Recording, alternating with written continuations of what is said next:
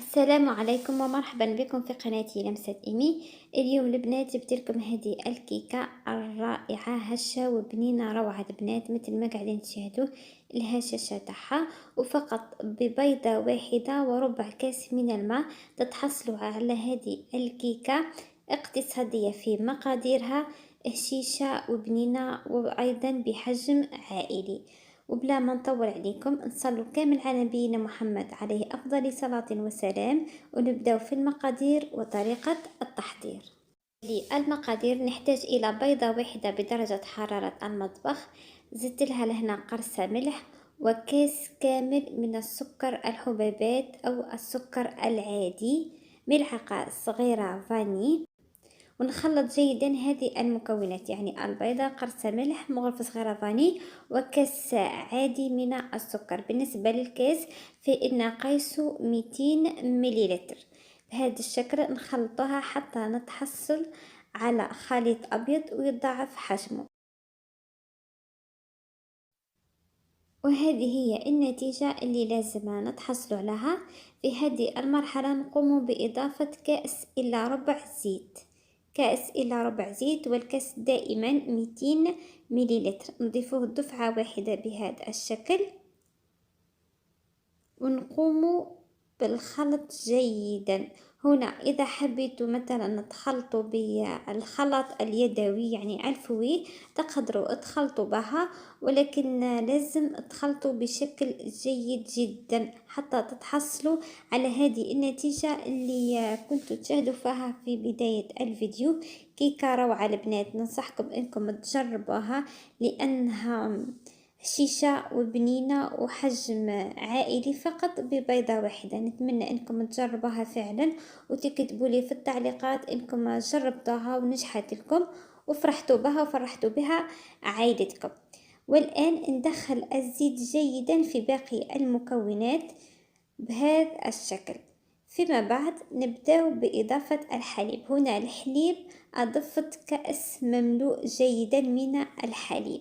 حليب طبعا يكون بدرجة حرارة المطبخ، يعني له بارد وله سخون. بهذا الشكل نضيفه أيضا دفعة واحدة ونستمر بالخلط.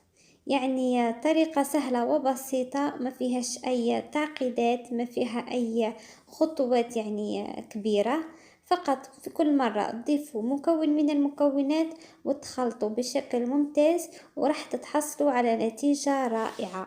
فقط هناك ملاحظة، كاس الحليب تقدروا تعوضوه مثلا بكاس من العصير البرتقال أو كاس من عصير الليمون أو علبة من اليايورت بأي نكهة أنتم تفضلوها. يعني هذه الأمور يعني النكهات تتحكموا فيها على حسب الرغبة، على حسب أيضا اللي تحبوه أنتم وعائلتكم. فيما بعد لما نخلط جيدا الحليب مع باقي المكونات نبدأ بإضافة المواد الجافة. لهنا أنا أضفت كأس مملوء جيدا من الفرينة ونصف كاس إنشاء بهذا الشكل. نضيفوهم مع بعض ونزيدوا عليهم كيس ونصف خميرة كيميائية، والكيس يوزن 10 جرام، يعني في المجموع تضيفوا خميرة كيميائية 15 جرام. كيس ونصف بالمجموع 15 جرام. بهذا الشكل نضيفوهم ونبداو نغربلو الفرينة والنشا والخميرة أيضا ونخلطوا جيدا هذه المقادير الجافة اللي ضفتها مع باقي المقادير اللي خلطتها سابقا. يعني تخلطوا المقادير الجافة مع المقادير السائلة، تخلطها بشكل جيد حتى تدخل الفرينة وتتحصلوا على خليط متجانس. فيما بعد نضيفوا كاس تاني من الفرينة مملوء بشكل جيد، وايضا لازم نغربلوه المواد الجافة الاحسن انه تغربلوهم. فيما بعد نخلطوا كاس الفرينة اللي ضفناه مع باقي المكونات، راح تتحصلوا على خليط يكون ثقيل قليلا، يعني ما يكونش بقوام الكيك. هنا يجي دور المكون السري اللي راح يعطي الكيكة الهشاشة والبنة الروعة، وهو ربع كأس ماء مغلي، لازم يكون ماء مغلي البنات.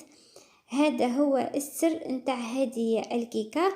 وايضا الماء المغلي لازم تضيفوه مع الاخير، يعني ما تضيفوهوش في البداية. اتبعوا الوصفة مثل ما عطيتها لكم بكامل الخطوات، وإن شاء الله راح تتحصلوا على النتيجة الرائعة اللي كنتوا تشاهدوا فيها في بداية الفيديو، وأيضا راح تزيدوا تشاهدوها في آخر الفيديو. بهذا الشكل نخلط جيدا هذاك الماء المغلي مع باقي الخليط حتى نتحصل على خليط متجانس، قوامه مثل ما تشاهدوا فيه قوام الكيك العادي، يعني لا يكون ثقيل ولا يكون خفيف.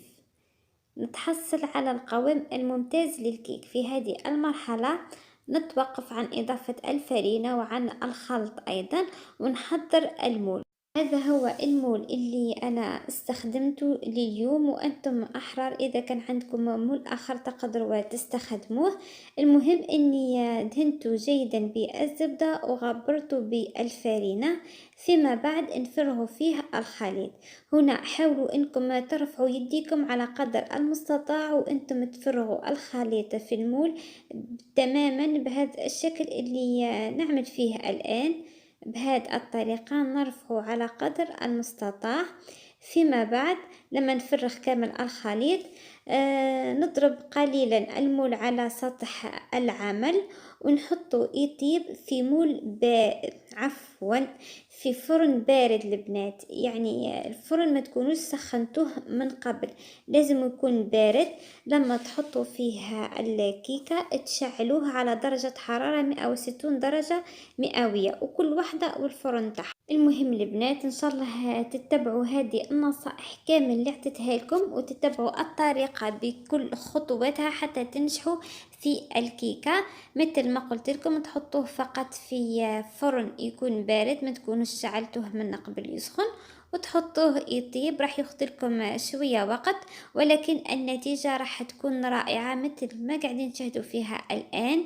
روعة روعة البنات، شوفوا الهشاشة والطراوة تاعو خفيف، روعة روعة. والبنة أيضا على ضمانتي، دائما نقول لكم البنة على ضمانتي. لهنا إذا حبيتوا تشربوه تقدروا تشربوه، واللي ما تحبش تشرب عادي تقدري تستهلكيه بهذا الشكل، يعني مش راح يكون ناشف.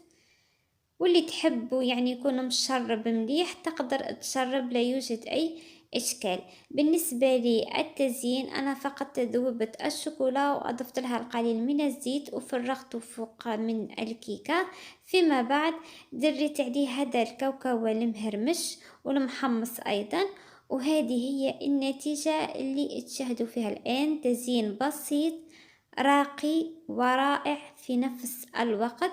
شوفوا هنا البنات كيف ما تتقسم معايا بكل سهولة، روعة. هذا دلالة على الهشاشة نتاعها.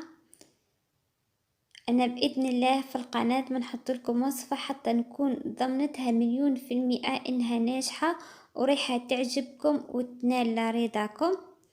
هذه هي النتيجة امامكم.